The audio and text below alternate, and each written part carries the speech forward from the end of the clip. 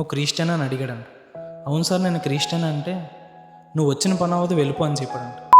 రీసెంట్గా చిన్న పని ఉండి మా ఫ్రెండ్ ఒక పెద్ద మనిషి దగ్గరికి వెళ్ళాడంట.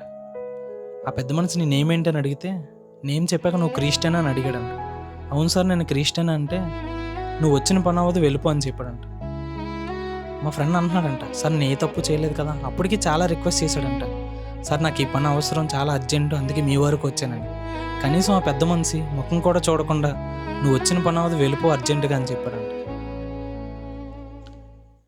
ఇదంతా చెప్పుకుని మా ఫ్రెండ్ చాలా ఫీల్ అయ్యాడు. ఎందుకురా మనల్ని అందరూ ఇలా చూస్తున్నారు, మనం ఏమో అంత పెద్ద పెద్ద తప్పులు చేసిట్లేదు కదా. ఒకరి కోసం ప్రార్థన చేస్తాం, మన దగ్గర ఉంటే ఒకరికి ఇవ్వాలని అనుకుంటాం. నేను అప్పుడు ఒక రెఫరెన్స్ చెప్పాను. యోహాను 15:18లో లోకం మనల్ని ద్వేషించక ముందే యేసయ్యని ద్వేషించిందని చెప్పాను.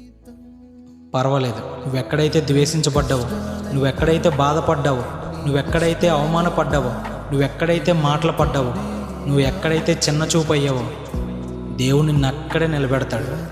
నమ్మితే ఆమె నన్ను కామెంట్ చేయండి.